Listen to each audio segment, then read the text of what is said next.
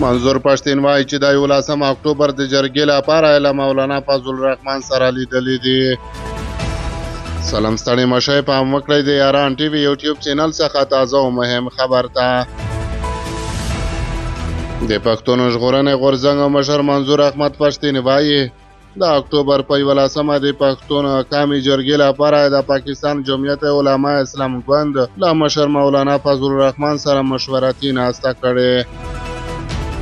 منظور احمد پښتين روانه اونۍ د پښتنو په ټولو ګوندونو غږ کړی و چې د جرګې لپاره د خپل منځي مخالفتونو تیر شي.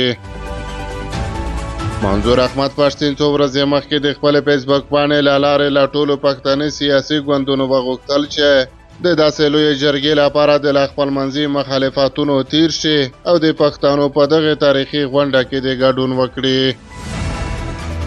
په دې وروستیو کې مولانا فضل الرحمن هم د پاکستان حکومت له ځینو رازونو پرده پورته کړې او د ولس په وړاندې د پاکستاني حکومت پر تګلارو نیوکې کوي.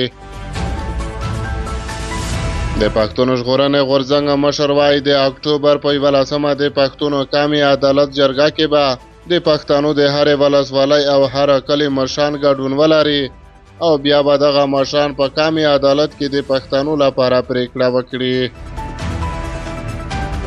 تر دې وړاندې منظور احمد پښتين ویلي و چې د پښتنو د راټولولو لپاره به هر یوه ته جلا جلا ورځي او د قومي عدالت غونډې ته د ورتګ بلنه به ورکوي. د پښتون ژغورنې غورځنګ د خپل یو مخکښ غړي لیکوال او شاعر ګیلمن وزیر د جنازې په مراسمو کې اعلان وکړ چې د اکتوبر په 11مه نیټه به د قومي عدالت لپاره په پښتني سیمو کې د وژل شویو ټپي شویو ورکه شویو کسانو او ویجاړو شویو کورونو هټیو کلیو سړکونو په اړه به شمیرې او معلومات دغه جرګې ته وړاندې کړي. د پښتون ژغورنې غورځنګ له 6 کالونو راهیسې د پښتنو د حقونو ترلاسه کولو لپاره مبارزه کوي. په دغه موده کې د یاد غورځنګ یو شمېر غړي وژل شوي، ټپیان شوي او نږدې هره ورځ بندیان شوي دي.